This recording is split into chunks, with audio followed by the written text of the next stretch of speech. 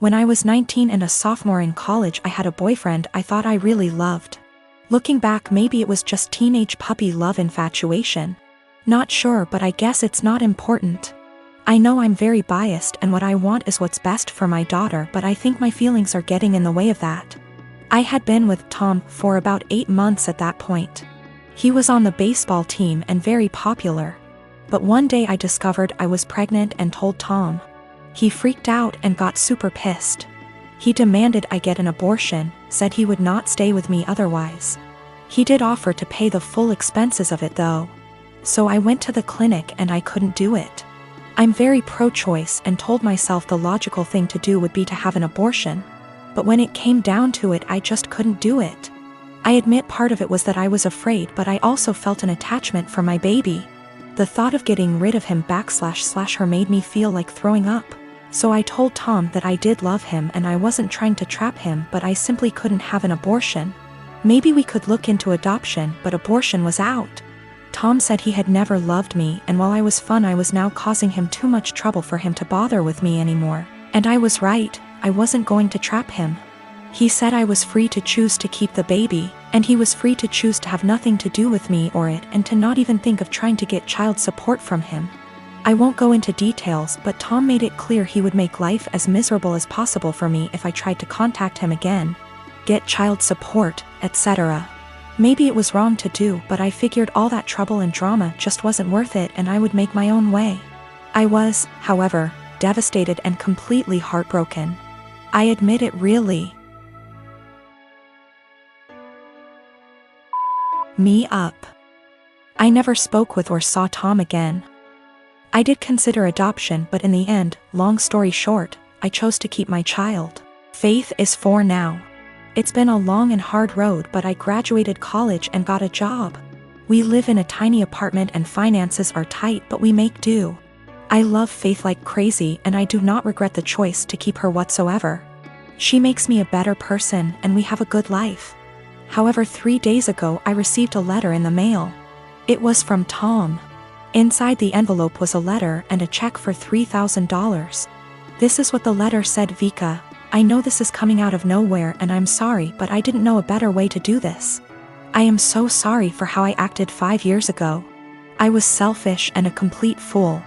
I know that doesn't begin to cover it. These past 5 years have really had an effect on me. I got a job at Restraint. I started hanging out with different people. Good people instead of college jocks. I know I ran from my responsibility and I treated you with callous cruelty. I know I can't undo what I did, but I want to make it right. Here is a check for $3,000 for Faith. I know that doesn't begin to cover what her expenditures have been, but I wanted to show I am serious about what I'm about to say. I want to be a part of our daughter's life. I will go as slow as you like. I would very much like to set up regular child support payments as well as pay off whatever back child support I owe you for the past 5 years, including hospital appointments during your pregnancy. I know I don't deserve it, but I want to meet my daughter and be a part of her life in whatever way I can. I want to help her and I want to help you and start making up for the terrible way I acted. Here is my contact information. I am willing to do what you ask of me. Thank you for your time.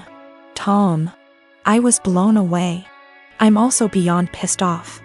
I'm thinking of the pregnancy I had to deal with after getting dumped like that. Exams and papers I had to write. Giving birth to her on my own. The late night feedings, all the diaper changes, the constant crying. Trying to afford clothes to keep Faith warm during the winter as she grew while also making sure she didn't go hungry, the tantrums. The first steps, first words, the potty training. He wasn't there for any of that, and now he just wants to come waltzing into her life like nothing happened. After doing whatever he felt like now that Faith is out of the unfunny baby years and she's a well-behaved child who can now carry on a conversation, and knows how to use toilet and doesn't wake up every 2 hours. Faith has started asking questions like, where is her daddy? How come she doesn't have a daddy? And I've been doing my best. I've been saying mommy doesn't know where daddy is, true until now. And she doesn't have a father because daddy wasn't ready to be one when she was born. Maybe that's the wrong answer, but I am doing my absolute best. I'm thinking of how Tom hurt me and bailed when life got hard. I can't stand the thought of him doing that to Faith. She's a sweetheart and quite sensitive. She doesn't understand unkindness. She makes friends with everyone and is very innocent. I've done my best to teach her to be a calm, kind, respectful person, and everyone loves her. However, I do know she needs a good male role model in her life, and I do feel guilty for not having one for her. I haven't had a boyfriend or dated since Tom because all my energy and focus has been on graduating college, getting a job, and being a good mother to my daughter. I never really thought about Tom much after Faith was born, but now that I am with this intrusion into our lives, I think I hate and despise him. I want him to just go away. I wanted to not even cash the check and to tell him to take his money and shove it, but my parents and close friends reminded me that that is Faith's money and she is entitled to it, and I agree. At minimum, I want to get some child support going because Faith deserves all the financial assistance and opportunities she can get. However, I know if I get regular child support, Tom will want to be in Faith's life, and frankly, I don't want that. I don't want him to hurt her and bail when life gets hard, because it is when you have a kid. I also feel like he doesn't deserve her.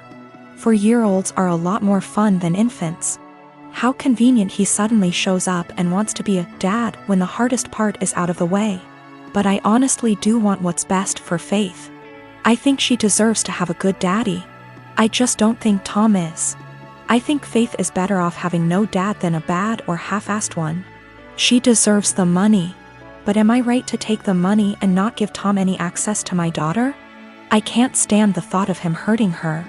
The thought of dropping her off at his house where I don't have access to her makes me want to scream and run away. Am I out of line for taking Tom's money but saying that's as close as he will ever get to her? I am not convinced in the slightest he has changed. I feel like this is guilt money and I want to throw that check in the trash. But it's Faith's money, not mine. Faith and I have a good life, and I feel like Tom is going to ruin that. But is it right to keep Faith from her biological parent when he has sent the money? I hate feeling like I owe her him because of that. P.S. College boyfriend dumped me after I got pregnant and threatened to ruin my life if I tried to talk to or get child support from him. Almost 5 years later, I get a $3,000 check in the mail and a letter apologizing for what he did, and saying he wants to be a dad. I want to tell him to stay the hell away from us, but I want what's best for my child. Tom is listed as the father on the birth certificate. So me and my husband, who I'll call Jake for this story, have been together for 5 years and married for 3. We have recently started trying for a baby as we both felt like that was the next step in our life together. And 3 weeks ago I got a positive test back.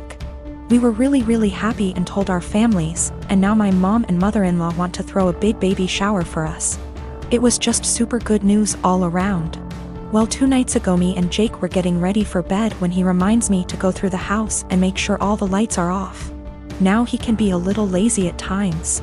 And it has become a nightly routine for me to make sure all the lights are off that he leaves on before we go to bed. I wasn't feeling very well and asked if he could just do it since he wasn't doing anything and was literally standing by the door. He then tells me, "No, this is what is expected of you every night." I was a little hurt, but I didn't want to fight with him, so I just did it. When I came back, Jake goes on this very long and unprovoked rant saying things like, "Just because you are pregnant does not mean anything will change, and you are still expected to cook, clean, and do all the chores every day, because how can you be expected to be a mother if you can't handle a little work?" He wasn't yelling or anything, he was talking to me quietly like I was 2 inches tall. I was shocked because I had never heard him say anything like this. The rant went on for about 30 minutes before I interjected and asked, "Well, what do you plan on doing to help me with all of this?"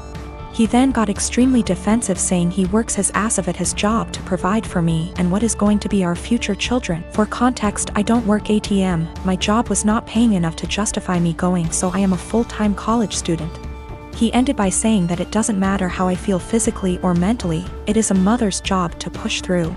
And if he helped and babied me, I wouldn't be a good mother. I got extremely upset and started yelling, and I said that, "I wish I would have known this is how you felt before I got pregnant with your baby." There was a moment of silence before he started crying, and he left for the night to stay at his mother's house.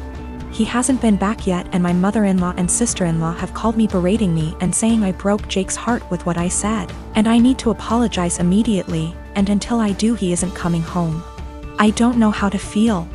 So for yelling at my husband after he said he isn't helping me with anything during the pregnancy because it's a mother's job to deal with it? Okay. I am getting some things together and am going to be headed to my mom and dad's house. My mom is furious with him and doesn't want me apologizing to him or talking to him without the situation either being recorded or having a witness. My boyfriend Steve and I have been dating for over a year and a half. I met him in one of my upper-level classes 2 years ago. At the time he was finishing up his degree, before moving on and working on his master's. Since we started talking, seeing each other, and dating casually, I really loved our entire relationship. Steve and I had a lot of similar interests, which included traveling. We did a small trip to South America a couple months ago for a few weeks, Peru and Chile. We had an amazing time. It was once we got back from our trip that I saw our relationship in a whole different way. We traveled well together, and bonded in a new way. I knew I was in a great relationship. I thought we had a great relationship, until I got some news a few days ago.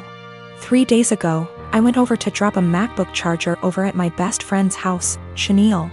Chenille and I have been best friends since we were in high school from the age of 16 years old. I have always considered her to be my number one and closest person in my life. I have noticed that the past 6 months we haven't hung out in the same capacity that we usually have.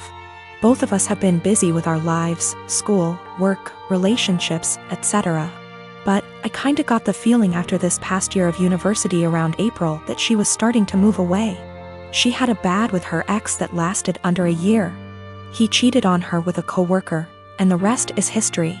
They broke officially around the end of January. As I went over to drop off her extra charger that she borrowed, I talked with her mom for a bit. Chenille ended up getting called in to pick up an extra serving shift at the restaurant she has worked at during her degree. Her mom wanted to talk to me about a few things. I was puzzled. Chenille's mom was always really outgoing and funny. We had known each other for over 8 years at least. But she wanted to have a serious talk. Chenille's mom, Karen, went on to tell me that she saw Steve and Chenille sneak around the back of the house about a month or so ago. Karen went on to explain that she noticed this happening 2 other times. At first, she thought we were all hanging out. But Karen told me that she got a weird gut feeling on this situation. She told me that I should talk to Steve and Chenille ASAP. Steve and I were supposed to go out for dinner last night. He picked me up, and off we went. I felt really bad and humiliated the entire time we were out. We ate dinner, had a couple drinks, but we didn't talk much. Steve kept asking me all night what was the matter. I told him nothing. Finally, when we got back to my place, we sat in my room and I asked him, and told him what Chenille's mom, Karen, is told me. He didn't answer. In fact, he went pale white. That gave me the answer I needed. I broke down and Steve tried to comfort me. I didn't want him touching me. I didn't even want to hear it. I told him to leave, but I basically had to force him to leave. I tried calling Chenille and texted her that I needed to talk to her. I got no response. Not one. Basically, 2 of the closest people I have had in my life betrayed me. This is so terrible and I feel so bad. I have like no one right now. My sister is 30, I am 22. 10 years ago, my sister had a miscarriage. Obviously, it was devastating for her and the whole family and it took her a couple of years to fully heal from it. We're still not 100% sure why it happened, but it was a one-off and she's since had 3 very healthy, beautiful children, including a set of twins. So here's the thing. My sister and I don't really get on. She resented me as a kid because she had to share mom's attention and because she thought mom left her dad to be with mine. Never really grew out of that resentment and she was pretty much my biggest bully throughout childhood and my teenage years. One thing she absolutely cannot stand is when mom and I do things without her, or when mom pays more attention to me than to her. When this happens she calls mom and says she's feeling really upset about the miscarriage and without fail mom goes running. This includes a trip to Paris I took mom on for her birthday earlier this year, which she cut short because sister said she needed her. Also includes when I had a manic episode so bad I was hospitalized and sister managed to need mom every time she was planning to visit me and so she never did. Note: these times when mom is spending more time with me than her are the only times sister brings up what happened, and certainly the only times she still gets so upset about it. So recently I was sick. Like, don't leave the bathroom for days, can only keep water down sick. Didn't manage to get the doctor, but I think it was norovirus. It lasted about a week. Mom was popping in daily on her way home from work to check on me and stuff. On the last day of being seriously unwell, when I felt I could eat again, Mom offered to make me some soup while she was there, which I accepted. She was halfway through making it when sister called her saying she was upset about the miscarriage, and she told me I'd have to finish it myself, because she had to go. I didn't say anything to Mom and I finished making the soup. But I sent my sister a text saying she really needs to stop bringing it up for attention because she can't bear me getting some instead. I guess she told Mom and her dad because I'm hearing from all sides what a horrible, insensitive, selfish bastard I am, and how dare I say that to her. I understand she may still be traumatized.